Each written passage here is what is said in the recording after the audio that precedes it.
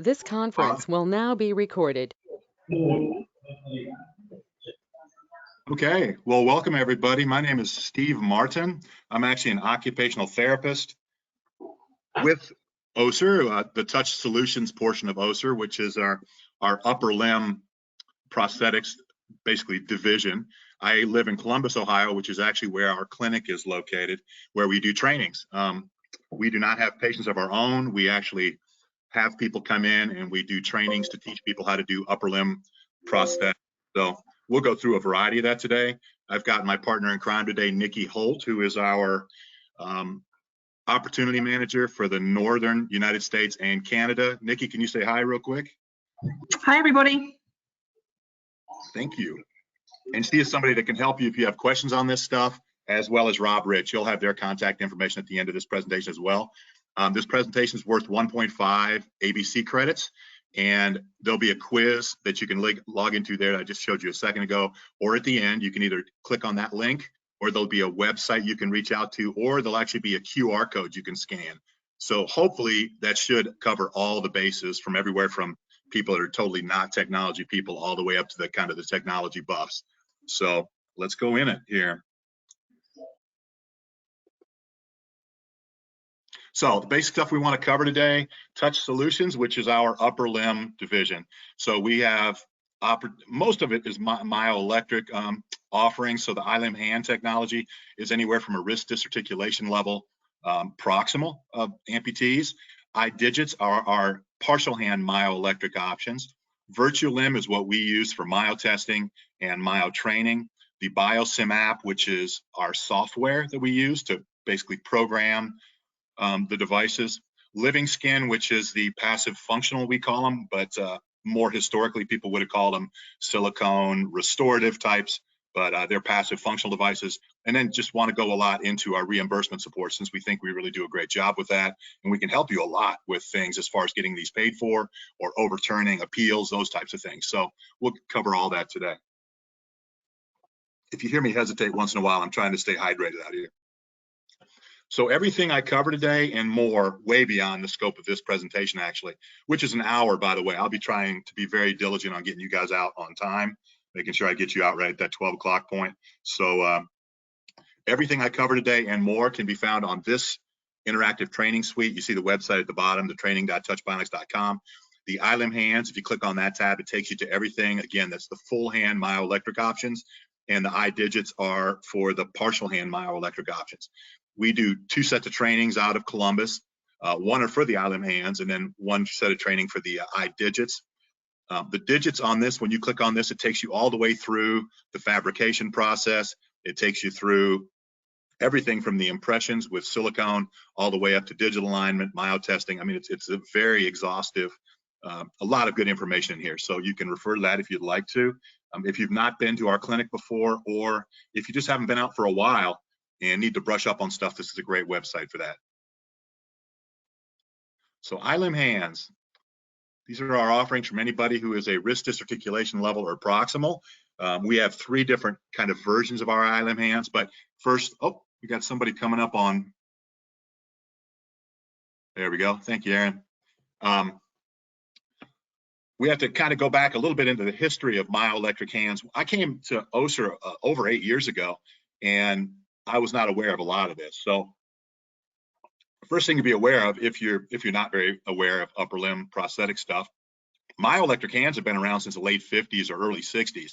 Up until fairly recently, they were all based off of this type of design that you see in front of you now, which is basically a powered 3-jaw chuck type of device. This is actually an out-of-box sensor speed hand, but what you're seeing there is basically the mechanical portion of that hand is the bottom part there, which is basically one big motor which fits kind of in the palm and up in that distal wrist area there.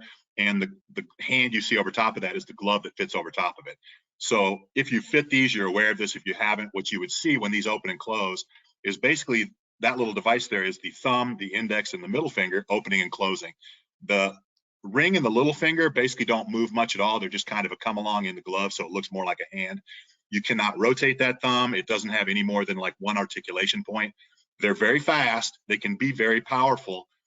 There's pros and cons to that. We'll talk about that as we go.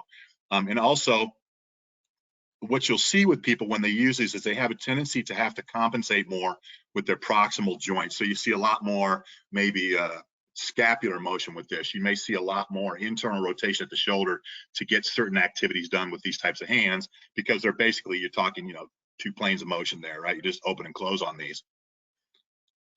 You compare these to multi-articulating technology. The first multi-articulating hand was seen in North America in 2007. That was our first generation of hand. We're on our fifth or sixth now.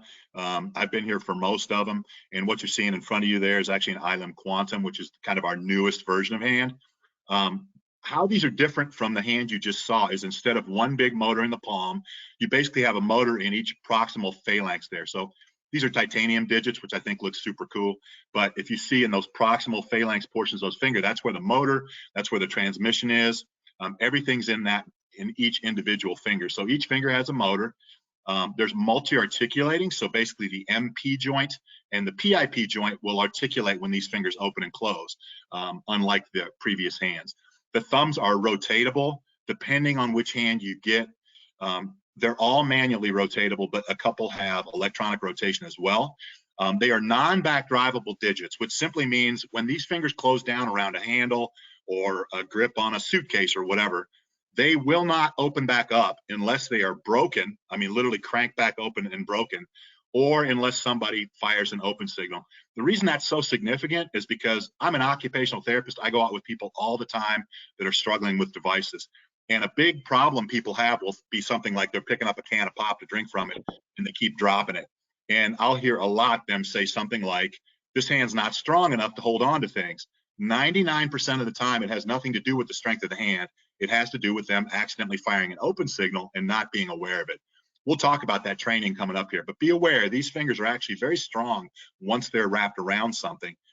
They are non-back drivable. And then there's a wide variety of grasping possibilities, depending on which hand you have, anywhere from 12 to 36 different grasping possibilities, which can be like tip pinches, three-jaw chucks, those types of things. And we want to make sure we have suitable candidates here. This is just where I can actually just talk about why I think occupational therapy is important. We're really just here as a kind of a teamwork thing.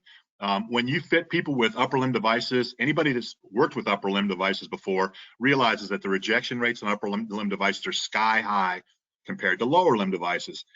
It kind of makes sense if you think about it, right? If somebody gets fit with a lower limb device and they don't like it for any number of reasons, it's too tight, it's too loose, it just doesn't feel the way their foot used to feel, they still have to use that if they want to walk. That's not the case with upper limb devices. If people can't use these fairly quickly and fairly effectively, it's on a shelf. I mean, it's just, this is a known thing. It's one of the reasons why case management and insurances push back so hard on upper limb devices. So the reason I have a job here, and my coworkers that are OTs in Össur have a job, is just to help your patient be able to use these more effectively. That's the whole bottom line with this. So just be aware, we're looking for suitable candidates, and that, you know, if you have not used therapy in the past, think about it. We can help you find people. This can really help your patient be successful. Another thing we really like to hit early on is there's a lot of technology with our hand, and we're aware of that. This can really overwhelm some people. Some people are more comfortable with technology. Some people are not. I'm 53 years old, and people my age and older, oftentimes I'll watch their eyes just getting bigger and bigger when they're looking at all these things that hand can do. So it's important to be aware that you can just pull this hand out of the box and it can do a wide variety of things without ever having to program anything at all, okay? So out of the box features. By the way, I'm gonna hit on a couple of quiz questions here. First thing to be aware of is that top left picture. Each finger in this hand has a motor, and the other fingers, they're able to stall. They're designed to stall. I'm gonna show you that in just a second, actually live, real time here. But these fingers are designed to stall. So if some fingers, like in this picture, the thumb, the index, the middle, and the ring, come up against resistance, they stop. But the little finger, if you notice, continued to close underneath that. The older versions of hands didn't do that. If any of those fingers stopped, they all stopped. You would get strong pinch points with those hands. These hands here with the multi-articulating and basically the motor in each digit, they allow for something we call compliant grip. And compliant grip is simply, and this is the quiz question, by the way, just I'm stomping on the floor here. This allows this device to conform to the object being grasped. That's a basically a true statement. Anything you're going to close around, you don't have to do anything fancy for this. It's going to close around whatever you're holding on to very naturally. Okay. They all have manual thumb rotation. And so unlike the older versions of hands that could only be used in opposition, these hands can be used in opposition, but all the way out through full lateral grip as well. And basically everywhere in between, just so you know. That's a really, really important addition to these hands that you didn't have before. And you also have the ability to adjust the grip on these hands. This is the second quiz question, by the way. When you close this hand and just continue to close it, you'll hear a ratcheting sound. And you know when that hand is ratcheting down that basically it's getting increased grip force. So the quiz question is going to be something like very grip, which is simply our version of extra grip force. Very grip is helpful for, is it, and you think about that question, just anything that extra grip force would be helpful for. So is extra grip force helpful for tying shoes? It is. Is it helpful for opening containers like peanut butter jars? Absolutely. It also provides feedback to the users because they can hear that ratchet sound and they know they're getting extra grip force on whatever they're holding. So basically it's all the above. And just if you know that all the above is a great answer for most, if not all of our quiz questions, you're going to do just fine, by the way.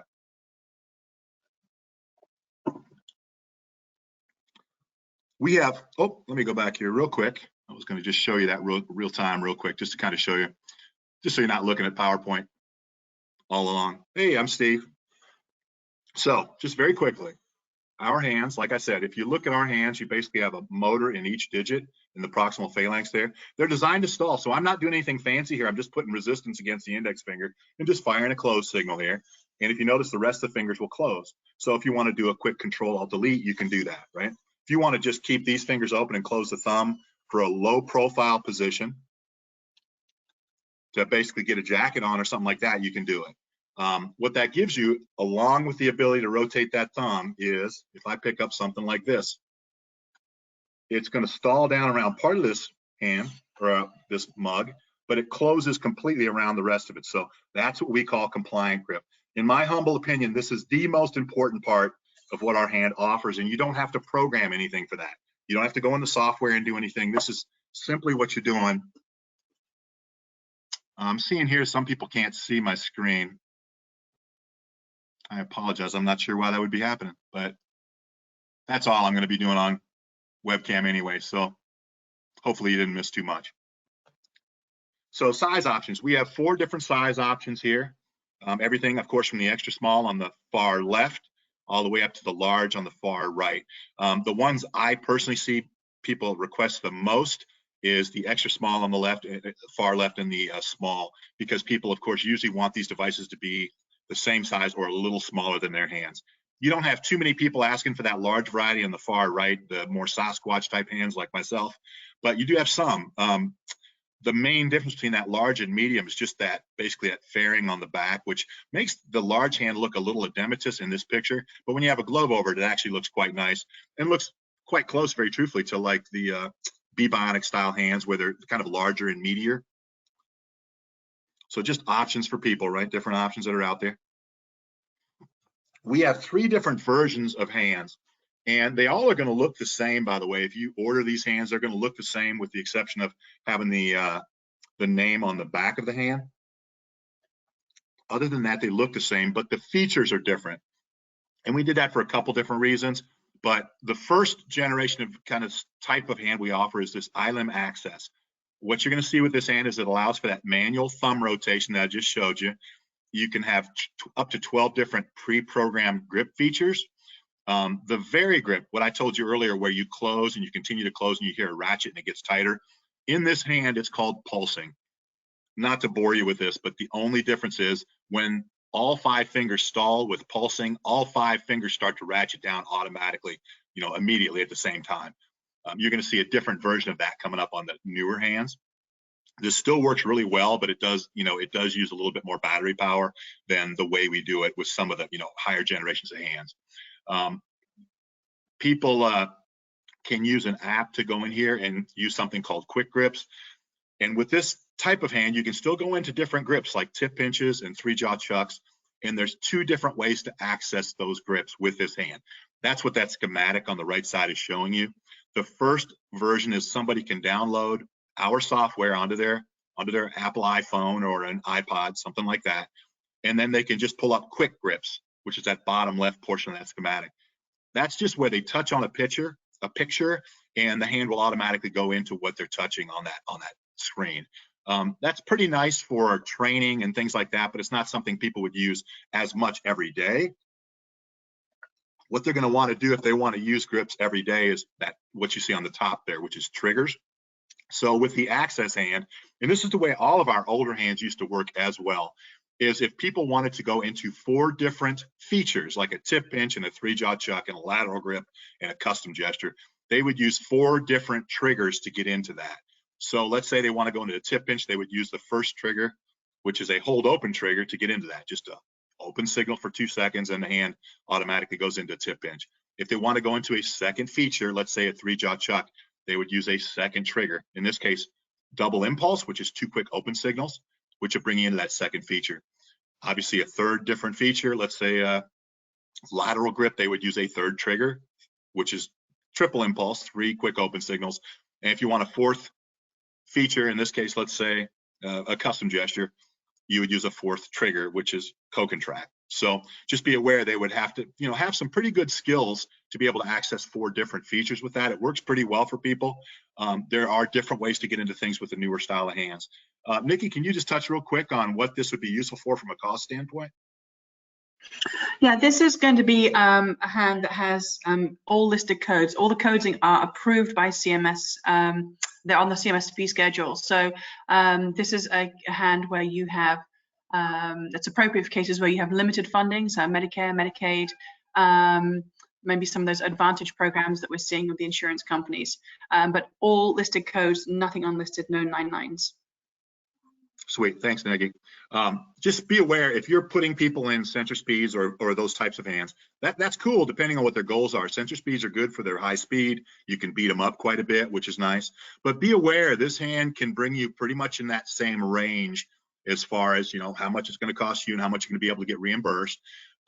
Pretty close to that range. So just kind of be open to that, because what this would offer your patient, if they're looking for more fine motor things, it still offers you the ability for tip pinches. It offers you the ability for compliant grip, for lateral grip, those types of things with this hand at a much lower price point. So just be aware of that, that we have that out there. The next version of hand is called an ILM Ultra. Again, it's going to look the same, but basically it has everything that the Access offers, but adds a few things. Instead of 12 pre-programmed grips, there's 18. Instead of pulsing, where all 5 fingers stall and all 5 fingers start to ratchet down automatically, this is upgraded to something called Vary Grip. It's still increased grip force, but what this is when all 5 fingers stall, they start to ratchet down first between the thumb and the index, and then the thumb in the middle, thumb in the ring, and thumb in the little. You won't notice the difference. It's going to sound the same, and even when you have it on your hand, you can barely tell the difference because it's so fast. But it actually decreases how much power it uses from the battery. So it's a really nice energy saving feature with this. You still would get into grips in the same way as you would with the Access with this one. The other big increase with this is that it doesn't, in addition to a manual thumb rotation, it also allows for a powered thumb rotation. So if people want to go into grips and have the thumb automatically rotate to position itself, it will do that with this hand. Nikki, is there anything you can touch on with what we might be looking for with this one compared to the Access or Quantum? Yeah, so we're going to start to see a couple of 99 codes come in for that powered thumb and for the Vary Grip. It's still a great hand to consider, even if you do have limited funding, particularly if you've got a bilateral patient. Maybe consider this for the dominant side, because it does give them that powered rotation of the thumb. And I think particularly for a bilateral patient, that is something that is worth considering. I agree. And last but certainly not least, kind of I keep saying Cadillac version, but it dates me, our highest level of hand, which is the ILM Quantum. This has some really, in my humble opinion, some really good additions. So of course it has everything that the Access or the Ultra would have. It still has a manual thumb rotation. It also has a powered rotating thumb. It has up to 24 different pre-programmed grips and 12 custom My Grips, which simply means you can program 12 custom grips on this as well.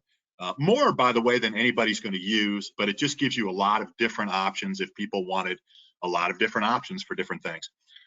This uses something called gesture control, which we're going to talk about more here in just a second. And it also, because it's a higher version of hand, we are able to offer more clinical support. So all of these hands, we can offer online clinical support, the Access, the Ultra, but with this one, we can offer that, but we can also do in-person training. So I do a lot of stuff where I'll travel out with an OT that will be working with a patient you fit, and I can go out and do up to a 4-hour training on site with them, which includes your patient, you if you want to be there. We do a 2-hour overview of all things upper limb prosthetics, which includes everybody's stuff, not just ours, and how these different things operate, the myoelectric, the body powered, those types of things. And it also goes through 2 hours of just individual training with your patient, that therapist, and myself, and you if you'd like to be there. We love having you there if you can make it. Just be aware that stuff is it's really helpful. It doesn't cost you or your patient or the OT anything extra. We consider that to be part of the part of this hand. Also, if you look at that schematic, you notice it looks different on this hand. You still can get into grips using quick grips like the first two hands or triggers, but there's 2 additions on this one. The first one on the bottom right, you see grip chips. Grip chips, they're a little smaller than a poker chip, but they look similar. They're a Bluetooth device, and what you can do with this is program a grip into it, and then somebody can just open their hand over the top of that grip chip and the hand automatically rotates into that grip. So let's say somebody is at their computer and they want to use a mouse grip. You could have that programmed into this grip chip. They can just open their hand over top of it and go into that grip, so they don't have to utilize one of these other ways of getting into grips to get into that grip. So it's kind of a nice set of technology for that. And then there's gesture control.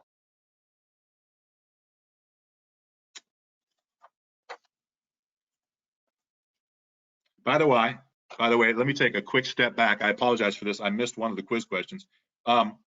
Just so you know, a quiz question that I kind of slid past. The ILM Access, that was our first hand that I talked about, the ILM Access, the one that Nikki said is kind of more for our insurance challenge. Just be aware there'll be a quiz question. Basically, does the ILM Access provide opportunities for Medicare beneficiaries? The answer to that is true. It does. That's kind of a hand you need to look at if you're looking at somebody with Medicare or other insurance challenges. Okay, so kind of back to this. These are the variety of different grips that are available in these different hands. So you look on the left there, those are the grips that you can get with ILM Access, and then a couple there added for Ultra, and then all these plus for the Quantum. Just be aware, like if you look at the top 4 on the left, they're all just different variations of tip pinch, right? Some have the fingers open, some have the fingers closed. The next 4 down, just 4 different variations of 3-jaw chuck. What that means is that you're not going to program all these into a hand. Really, people only need to have maybe 2 or 3, maybe 4 different grips programmed into a hand, because that compliant grip and the stall out ability and all that stuff we looked at before already gives you a huge variety of options without having to do all this. As you can see, there's a custom gesture, which is I love you, son. That's the one we have showing. That, by the way, is not the favorite custom gesture by about 10,000%. That custom gesture is the one you use if somebody cuts you off in traffic. Hopefully that popped into your head correctly. But there's a lot of different options you can use here. So, which brings us to gesture control. In the old days, as we were talking about before, if somebody wanted to get into a grip, let's say 4 different features, they would have to go into 4 different triggers to get in that hand. It worked pretty well for what it was worth. However, what we found is that a lot of people, if somebody can open and close a hand cleanly, they can pretty much do a hold open trigger. It's an easy trigger to use. However, a lot of people, for a wide variety of reasons, have trouble with double impulse, triple impulse, or co-contract. It might be because of skin integrity. It might be because of burns where they have trouble separating their signals, or skin grafts, or any number of reasons that people might struggle with that. So what gesture control allows, this is our newest version, is what Claudia is showing you here, which is if you want to go into 4 different grips, you can go into those all based off of hold open. So what she's doing here, first of all, is making sure her hand is parallel to the ground. You have to do that first. By the way, these are quiz questions here, this one you're hearing. If you want to use gesture control, some of the things you have to make sure are that the arm is parallel to the ground. She may have to make sure she holds an open signal. So she sustains an open signal for 2 seconds. When that happens, she would see her index finger twitch, and then she has 1 second basically to move forward, back, in or out. Okay, 1 second to do that. So you basically have to do all of those things to have gesture control work. The reason I think this is really awesome is because somebody's got their audio on the background there. The reason that's so cool is because everything is based off of hold open. Everything you see in there is based off hold open. That's a really easy trigger for people to use, okay? And some people who might struggle with some of the other triggers won't with this one. So it allows pretty much anybody of any skill level to operate and can basically utilize 4 different features. It also, if you want to get a little weedsy, which I kind of love doing, if you have to use a control strategy which allows for a single site control strategy, in the old days that would basically restrict you to only 1 feature, whereas with this gesture control you can use still up to 4 different features even with single site, which is just a really nice addition. Nikki, anything there as far as cost or anything like that you want to touch on? Yeah, I think Steve's covered a lot of this. This is our fully featured hand. So this is going to be a hand that you look at for maybe your private payers, your VAs, your work comps, people who have a little bit more generous coverage. Cool, thank you. All right, just a quick little schematic there to kind of show you the difference. No biggie there. Just be aware that ILM Access only has a manually rotatable thumb, and you can kind of see the differences there as far as automated grips. Obviously, the Access is kind of stripped down and going up towards a Quantum, which is our full version there. So we've got 4 different wrist connection options with this hand that you can use. The first is kind of the industry standard, and it's that top left quick wrist disconnect, or the QWD. This one's been around for quite a while. It's the one that most people use. If you don't specify a certain type of wrist connection option, this is the one you'll be getting. It's actually really good, and it's tried and true. It's been around a long time. People know this works. This is cool because people can manually pronate and supinate the wrist, either against their body, or they can reach across with their sound side, pronate and supinate the wrist that way. They can quickly switch out different devices with this. So if they rotate the hand about 270 degrees, the hand just pops off and you can pop another device in. So we'll see people that use our hand as one device, but maybe they have an electronic terminal device, an ETD, that they'll use as well. So they can pop that out and pop another one on in 5 or 10 seconds. Maybe they have activity-specific devices that they can pop in and out very quickly. So this is a really good option. Most people will use this, frankly, and I expect they should. However, there are some other things to be aware of that are out there, depending on your patient. So if you have someone that comes in who's at a wrist disarticulation level of amputation or a very long transradial, you may run into a little bit of trouble with length discrepancies with their sound side with that QWD option. So if need be, if you need the shortest possible option, the QW or the wrist disarticulation level option, which you see on the top right picture there, that basket, that's available. That's our shortest possible option, which is good. However, be aware there's a couple takeaways here as well. That is basically a basket that fabricates into the socket itself. So people will no longer be able to manually pronate and supinate that wrist connection at the wrist. So you want to make sure your patient has pretty decent shoulder range of motion, because they're going to have to compensate more at the shoulder to use this effectively. Also, you can no longer pop the hand off and on with this wrist. So people are not going to be able to pop a hand off and put another device on quickly with this. It's simply, if you want the shortest possible option, this is it. Another possible option is that threaded stud on the bottom left. I don't see any of these, and I think the 2 prosthetists that I work with in Columbus have seen 1 apiece in their 10 years of experience or whatever. This is something that's used overseas much more, but it's available, so it's good for you to be aware of. If you want to use an endoskeletal option, this is something you can use, that threaded stud. You would still be able to pronate and supinate. You can't pop it off and use a different device, but you'd still have that option. But again, just be aware that's not really something we see much, but it is an option. Another option, however, that is a good option to be aware of, because this one is used some, is that bottom right wrist, the pretty gold one you see there, called a friction wrist. Okay, so there's pros and cons with everything in prosthetics, right? The pros to this one are it's a little bit shorter than the QWD option. It is, however, a little bit longer than that wrist disarticulation option. However, you can still, with this wrist, you can manually pronate and supinate the wrist, and it's a little shorter than the QWD option. So that's a good thing. you do lose the ability to pop the hand off and put other devices on. So just be aware, if you have somebody who's a wrist dysarticulation level or a really long transradial, and you really want them to have that pronation supination ability, but the QWD just seems a little bit too long, you can pop this one on, and it hopefully is a pretty good happy medium between all those wrists. Don't think you have to remember any of this, by the way. Reach out to, I'm going to give you Rob and Nikki's contact email address at the end of this, and we have 2 wonderful processors that work for us here in Columbus, Ohio. We can help you with every step and every question you have with this stuff as you go. Another component we have available is our flexion wrist, which you see here. If you look at that top picture, you can see the added component. First of all, just to be aware of, this is not something you want to use with a wrist dysarticulation patient or what have you. You can see on the bottom left there, it has the additional weight and the additional length.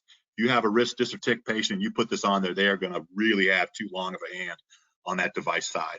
However, it can be a really good option for people that are shorter transradials, or especially like bilateral transradials. You want to have at least one side that has that flexion wrist option. First of all, the way these work is if you look at that wrist on the top, it just pops to the left or to the right. It's a high profile wrist, not high profile as far as being bulky, but just it's easy to reach for bilateral patients. People can reach with their other side, they can reach it on a table or against their waist. And all you have to do is, if you pop it to the left, it's unlocked. If you pop it to the right, it's locked. So when it's unlocked, it's kind of got a shock absorbing, springy capacity to it. I've noticed a lot of unilateral amputees leave this unlocked, and it gives them a really neat option of, it just takes shock absorption through the wrist instead of that shock going all the way up through the socket. So sometimes, let's say somebody is pushing a shopping cart or something like that with the wrist unlocked, it takes some of that shock through the wrist. The wrist can, kind of bounce with that like a shock absorber a little bit, and it decreases some of the shock through the forearm. Also, for some, what this allows for is that when you lock the wrist, it can lock into neutral, 20 or 40 degrees of flexion, or 20 or 40 degrees of extension. What that is really useful for, especially with bilateral amputees, is, let's say on one side you have to limit their elbow range of motion for suspension. I've seen this in the field somewhere. Maybe they're very short, and you have to, just to get that good suspension, you have to limit their elbow range of motion to maybe 100 or 110 degrees of flexion. Hopefully you don't have to, but sometimes you do. And if that's the case, try just yourself sitting there and nobody's going to see you. Try to bring your elbow up to about 100 degrees of flexion, keep your wrist neutral, and try to reach your mouth. You can't hardly do it, or if you can, you're going to be really jacking your shoulder around in weird positions to get there, right? However, if you can move your wrist to about 40 degrees of flexion, that allows you to go midline, that's where your mouth is, that's where you feed yourself, that's where your buttons and zippers are, that's where you're wiping, right? Midline is extremely important, and somebody who's bilaterally involved really needs that extra 40 degrees at the wrist to make sure they can reach midline on one side or the other. The other thing that's kind of cool is sometimes people can kick it back into extension. You're going to see an example of that coming up, and it allows them to decrease compensatory motions in their body, which we'll talk about more here coming up.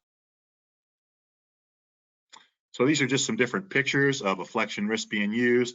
In that top left picture, he's kind of leaving the wrist unlocked, and you can see how it looks just kind of a natural crossing the arms motion. Taking some shock absorption through that top right picture a little bit. If they leave it unlocked, or in this case, he may have it, hooked into locked into extension. The example that kind of drives home to me the most is the bottom right, where he's using utensils to cut something. I was working with a guy, and he was a healthy guy. He liked to cut things up for salad. So we were having him cut up basically peppers for a salad, and he was standing up doing it. And he had one of these wrists, but he didn't know how to use it, so he kept it in neutral. And he was bending forward at the waist, so flexing and almost like lateral flexing in his torso. And he was doing that so he had a better angle on the pepper while he was cutting it, right? He didn't know that he was so kind of contorted in his torso. So I just told him, hey, why don't you extend that wrist like you see in that bottom right picture, and then try this again. And he was able to basically stand up near natural at that point. He decreased his compensatory stuff a lot. So if you watch people with amputations do things, sometimes they can do the task. They can cut up a steak with a knife and fork, or cut a pepper up for a salad. But you'll watch them really have to contort, really have to compensate with their proximal joints, right? A lot of shoulder internal rotation oftentimes, or, you know, like they'll hike their scapula up, things like that. They do a lot of weird compensatory stuff. These types of components can really help to decrease those compensatory motions. And in therapy, we work with that a lot. That's something we really, really focus on. Next thing just to be aware of, we do have titanium digits available. These are not even needed on the extra small hand or on our iDigits myoelectric devices, because those already have aluminum proximal phalanx housings.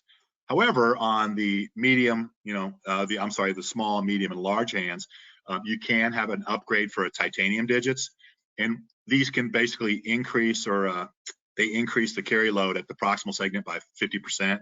Where these are the most useful is where we were seeing some problems is people might reach into a refrigerator and grab, let's say, a gallon of milk. And as they were pulling that out, the gallon of milk, all the weight, think about, you know, you're holding that in neutral, the hand's in neutral. Where's all the weight going to press down on? It's going to press down on the lateral aspect of that index digit, right? And so we were having that happen some where the housing would push against the motors and burn those motors out when people were trying to move them. So what these titanium housings do basically is they don't allow for that flex in the housing to push up against the motor. So it increases the ability of these to decreases the chance of burning the motors out. So just be aware, if people are a little more aggressive, these titanium digits are out there and they're good options to think about. We can walk you through all that. iDigits. So be aware the iDigits. iDigits are simply our term for our partial hand myoelectric options. So most of the technology you see in the full hand, you see in the iDigits as well. So you will see a motor in every digit. They still have that stall out ability. They're still non-back drivable. They still allow for compliant grip. One difference is that if somebody has an electronic thumb like you see in this picture, they are only manually rotatable. So there's no electronic rotation. That's because, I mean, you can see it looking at this picture, we have to build these devices around people's remaining anatomy, right? So we haven't found a way to put a motor down in that proximal portion. With a full hand, you have all that space available, but with this, you don't. So these are manually rotatable thumbs, which still work really, really well, but there's no electronic rotation there. Most of the technology is from the full hand that we just talked about, but these are for people that are basically distal to the wrist amputees. However, some things to be aware of with this. They're distal to the wrist, but they're also, you want to make sure they have a certain level of proximal amputation, kind of like you're seeing here, right? If you notice, these amputations are a little bit more proximal. You don't see any amputations at the PIP joints here, right? They're all more, ideally, you want them at the base of the MCPs like here, ideally, okay? Kind of kick those off there. So ideally, you want more of a proximal amputation. So the reason being is because, oops, I'm sorry, let me get that out of there real quick.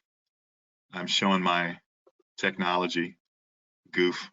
The reason being, these are full finger replacements. So imagine for a second, let me pull this up again. Hopefully we'll have somebody who can see this screen. I apologize for the guy who couldn't see my camera last time. Think of somebody coming in and they have their thumb left and they've lost these 4 fingers at the PIP joints through here, okay? First of all, they might be very functional with that. They may not want to pull on a full device to try to replace some things because they might be very functional. But also, if they're through the PIP joints, you have to put a full finger replacement on that. What you're going to end up with is somebody with crazy length discrepancies with their remaining digits, right? And also basically may have basically length discrepancies with their sound side, okay? You should be able to reach to the top of your screen there and put your cursor on that and just drag that screen down to make it a little bit bigger. And I'm saying that right up about the time I'm going to decrease my screen here, so I apologize for helping too late. The other thing to be aware of, and one of the things that we look at to see if people are appropriate for our devices, is the AMA guidelines, which is this over here, okay? According to the AMA, can you tell I just learned how to use this highlighter? I'm all excited about it now. According to the AMA, when somebody loses their thumb at the MP joint, they've lost approximately 40% of function of their hand. So what that means is that we have fit people, as in down here, that have lost just their thumb and have their 4 fingers left but just their thumb, because according to the AMA, that's approximately 40% of the function of the hand. Then you have the index loss is 20%, middle loss is 20%, ring is 10, and the little finger is 10. What that means is that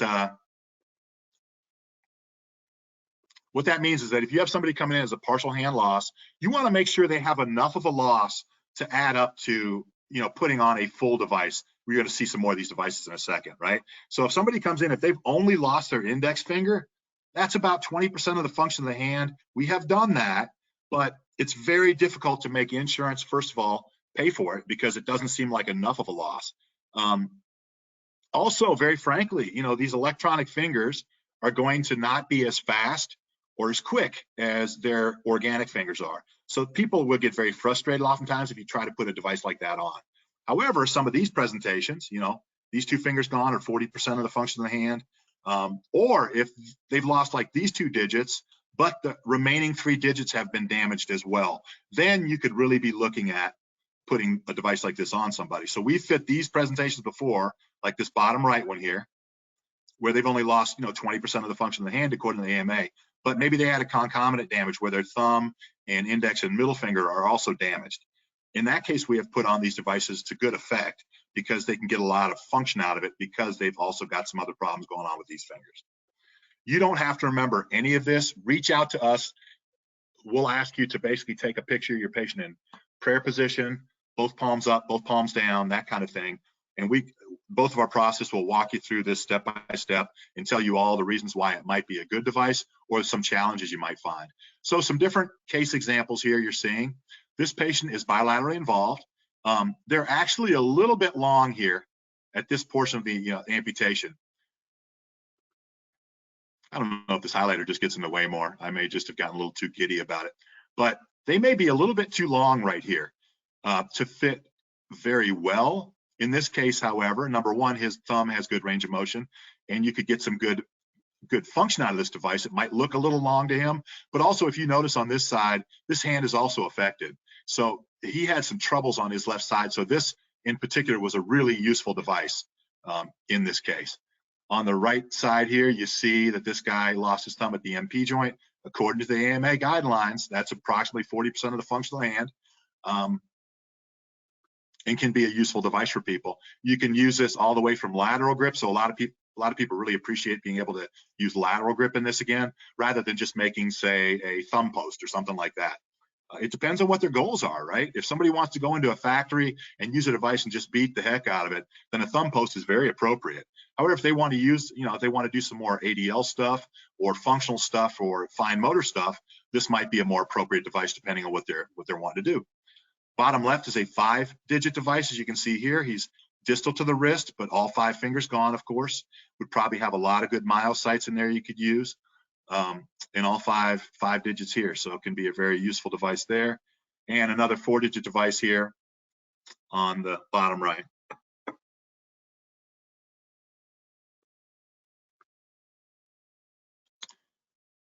Just very quickly here, we have 2 options available with with the iDigits devices. You have the Access, which is our stripped down version, and the Quantum, which is our higher level version. Nikki, you want to just touch base real quickly on some of the difference there as far as cost and what we're looking at? Yeah, absolutely. And very similar to the hands, they're designed to follow similar paths. The iDigits Access are covered by CMS approved listed codes. So those are going to be ones where you want to look at your Medicare patients, your Medicaid patients, the limited funding patients, but there are no unlisted codes on those devices. The Quantums have, they are more fully featured, they are a little faster, a little stronger, and they have some 99 codes. So those are going to be your private page, your work comp, etc. Thanks, Nikki. And Nikki, you want to touch on that real quick? Yeah, absolutely. So in October last year, Össur launched the Complete Arm program. This is a way to simplify your whole iDigit partial hand process. You get one part number that's going to include your kit, your fabrication. It really makes it a lot easier to manage. We take the fabrication from you. It also includes a trip to come to our facility in Columbus, Ohio. and actually spend some time with our clinical team to learn how to do these when you're back in your own facilities. So it's a great program. It simplifies everything, and it gives you that training opportunity as well.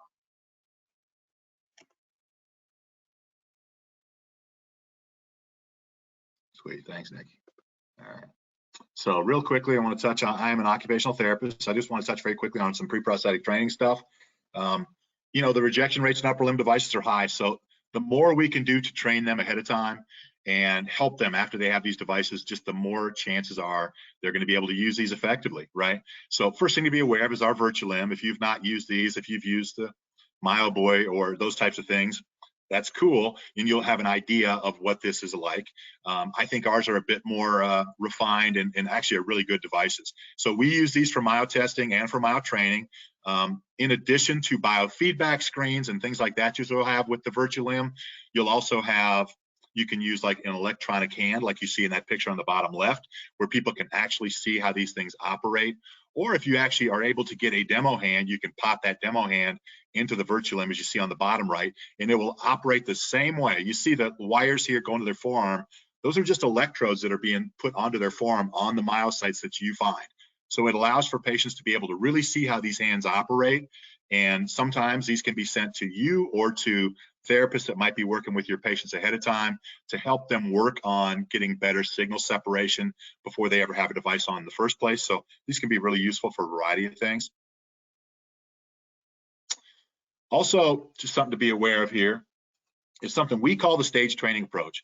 By the way, there's going to be a couple quiz questions. I'll tell you when I hit them here with this page. First of all, we put this into place kind of through necessity, and this was from being called out over and over and over for patients out in the field that might be fit with a final device, you know, a definitive device, and they're really struggling with it. They can't use it very well. They can't open and close cleanly. They're trying to hold on to things. They're dropping them, things like that. You see this a lot. And needless to say, if you have fit upper limb devices, you've seen this. You've seen people get frustrated, unless you're outstanding at this, in which case I salute you and good job. But it can be very easy for people to get frustrated with this. So what this stage training approach is the way we recommend you work with people, right? You want to make really sure people can do the stage one stuff first, the basic levels of using these hands first, before you try to go in and start to program a bunch of different grips or advanced options, okay? So one of the quiz questions here is basically, can people duplicate some of the grips that you see, like in stage 2 here? Can they duplicate that just by stalling digits? The answer is true, by the way. So if you see down under stage 1 stalling digits, that's one of the things you want to train your patients to be able to do, because they could just put pressure against their index finger and close the hand very easily if they just use Control-Alt-Delete, say, once in a while. You can program a grip in that is an index point grip, but they can duplicate some of these grips as well by stalling digits. So that answer is true, okay? And what is the stage training approach basically useful for? Just first of all, it is not so you can introduce all the different features in the grip, grips to your patients all at once. I would highly recommend not getting too much into grip chips, say, like on day 1. You're going to just overwhelm people with it. So make sure you're doing stage 1 stuff first. So it's not for that. It's not to, get them up and running with grip chips right away or introduce all these capabilities. What this is for, and I'm stomping my foot now, this is kind of a quiz question. Stage training approach is introduced. It allows the user to build upon the skills that are introduced in each stage. So they're able to do the basic stuff first, and it just aims to simplify the training process. I'm telling you, if you have people come in who they can do stage 1 stuff really well, and they struggle a little bit with stage 2 and stage 3, they're still highly likely to use these devices. If they come in and they can't hold on to stuff without dropping it, and they're worried about grip chips, even if they can use grip chips, they're still not as likely to use these devices. So just make sure you got them doing the basics before you try to jump into more advanced things. Another thing, and a couple more quiz questions on this one. This is something we cover in therapy a lot. And it's stuff we send to you guys when you're fitting people that we would like for you to go through with people. It's just some basic stuff for people to be aware of on how to use our devices without, it decreases breakages basically. So our device is a light to medium device, okay? But it can be used for some, some pretty good, tough things, but it is a light to medium device. So first of all, this is a quiz question, you know, would you want basically our quantum, would you want that to put that on somebody who is going to swing a lot of golf clubs and tennis rackets? The answer is no, right? The quantum is not a good device for high torque activities because they break digits because of the high torque, right? There's a lot of torque in the hands at that point. For example, you see the pictures on the bottom left. What you'll see often is somebody will rotate the thumb down too far before they grab a handle. It hits the index finger when they're trying to close, which doesn't allow those fingers to close fully. And imagine that being a golf club and swinging. There's a lot of torque coming there, and what it does is hits that index finger and breaks it. A simple fix for that is for them to rotate the thumb a little farther so all 5 fingers can close fully around that handle, right? Second quiz question, just be aware of this. Our hand is strongest at the proximal base. And you can kind of see that in that picture on the bottom right. You know, basically the knuckle block and the frame through the palm is aluminum. It's very strong through there. If somebody closes their hand fully around a handle, it can be a very strong hand. However, if they're like trying to transfer, and you see that bottom far right picture, and the fingers are partially closed and people are pushing up off of that, that's just a recipe for breaking fingers, right? Because they're not as strong towards the distal tips. However, if they close their hand fully and then push up, if they have decent shoulder range of motion, they can push up through that knuckle block and not break stuff. So just be aware the proximal base of the digits on the quantum is stronger than the distal tips are, all right? And I've touched on this already, so I won't spend too much time here. I'm going to catch up a little time. We're almost running out of time here. Importance of therapy, just allow that the reason I have a job for this company, with this company, is because we can help your patients use these devices more effectively. Please just try to help bring us in if you can. We can help you find therapists in your, in your area. If you know people that are already there or therapists that want to be trained, we can come out and do a lot of really high level training with them. I'm just telling you, even a little bit of training with your patients can make all the difference in whether they use these or not. And we have some research you can see on this page that basically supports what I'm saying. Very quickly, just on our biosim, I'm going to be very quick on this. Be aware this would be the last quiz question that you have to worry about on this. What's biosim? What is it useful for? Basically, you can use quick grips, which is this page on biosim, right? And this is just people can pull up an app, they can touch any of the pictures on that screen, the hand automatically goes into that grip. You can also have access to viewing signals in real time, which is our myograph. Red is open, blue is closed, and allows you to see really good signal separation. It allows you to see when they're accidentally firing open signals and dropping things. This is a great graph for that. And it also allows for a variety of different control strategies, but just be aware the little quiz question, basically it allows for, just remember all the above is always a good answer, right? Last but not least, living skin. These are our passive functional devices. These are the devices in the hands that are made to look as much as possible like the other side. Our partial hand myoelectrics, as you saw, those look very device-like. We can't really put a glove over those and make them look too natural because you're having to put that glove around somebody's existing anatomy, right? So it ends up looking kind of clunky and that kind of thing. So we don't try to do that. However, people can be very appropriate for passive functional devices. That means they're made to look as much as possible like the other side. These do not open and close electronically or any of that, but they can be functional, right? You can push and pull with them. They restore body symmetry, which can be huge for people. And they're appropriate, by the way, from every level, from fingertips all the way through to full arm are available for this. So if you have somebody who's lost a partial fingertip or just a full finger, let's say an index finger or what have you, this would be a great option for you to offer your patients.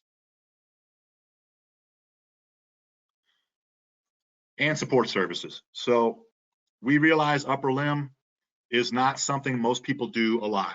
Most people, very frankly, that come through our clinic maybe fit 1 or 2 of these a year. That's why we really ramped up our training to help people. Sorry about that. That's supposed to not automatically. We have ramped up our training. 1 week out of every month, we do radial level training courses. You see on the top left, we offer 8.5 contact hours for that. We will pay for a prosthetist, a therapist, and your patient to come out. We pay for the hotels, the meals, the flights out and back. And what this is just training you basically how to use a full hand option that we have. It's not so much on socket fit, by the way. It's more to do with learning the hand and how to use it. And we do a lot of therapy training with your patient while they're there. 3 weeks out of every month or so, that, by the way, I'm sorry, the transradial level course is a 1.5-day course. The partial hand myoelectric courses are 3-day courses. We still pay for you to come out. We pay for the flights, pay for the meals, pay for the hotels, all that stuff. It's a 3-day course, so you'd fly out on Sunday night. We start Monday morning with a diagnostic socket. You're checking fit. You're going back on the positive model and adjusting it while you're there. We're doing myocyte, myoelectric training, and we find myocytes, and we do digital alignment on Mondays and Tuesdays. You do a lot of adjustments on these devices on that Monday and Tuesday. Then Wednesday, you go through a full PowerPoint presentation day, and you leave with 18 contact hours. So be aware that that is a really great option. If you have not done these before, or you've not done these for a long time, highly, highly recommend you come out and go through our training here. Something our opportunity managers touch on, and this is really important, a really cool byproduct of this is you come out on a Monday, you leave on a Wednesday, but your patient leaves with the fitted and completed device by Friday. So you literally can be billing for that device on that Friday, rather than if you're trying to do this from your clinic, you're having to send things back and forth. Usually it's a many weeks or over months long process of getting this done. Whereas if you come out to Ohio and let us help train you with this, you can literally finish it in a week and get it billed out. And Nikki, can you hit just real quickly on key support options? Yeah, absolutely. So I think, Steve, you've covered the clinical support. Our fabrication is all done in Dublin, Ohio. So we actually have the fabrication team right there. That helps us with answer your questions remotely, and also when you're with us, you get to sit with them as they go through that process. In terms of reimbursement support, we do have dedicated staff who will help you with your insurance packets. And then business development. I mean, we want you guys to grow your clinics and grow your businesses, and that's something that we are very keen to help you with. So all of those services are things that we can help you with. Sweet, thank you. Yeah, you touched on that. So, all right, fabrication support. Our guys are really good, and just be aware if you're doing upper limb stuff, that's what they do, is upper limb stuff. So they do a huge variety of partial hand myoelectric options. They also offer transradial options. Just be aware this is here. We do fabrication. Reach out and check us out. Compare us to whoever else you're using now.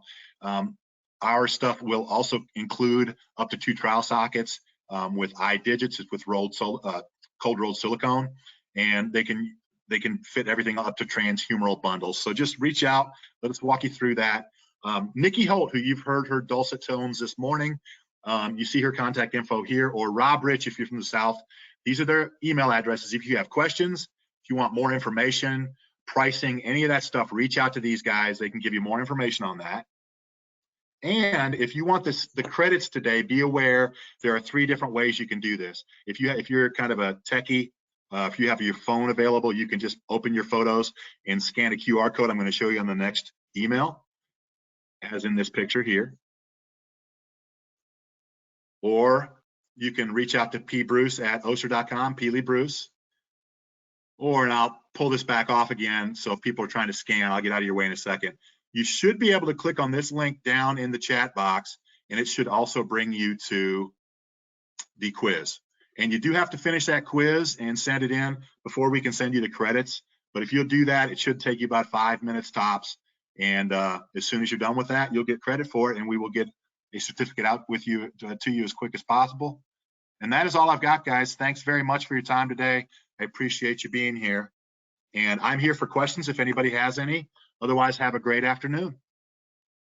Steve, I'm just gonna jump in and say the people who emailed me during that presentation for the quiz link, I will let Pili know that you have a copy of that. So I will take care of that for you.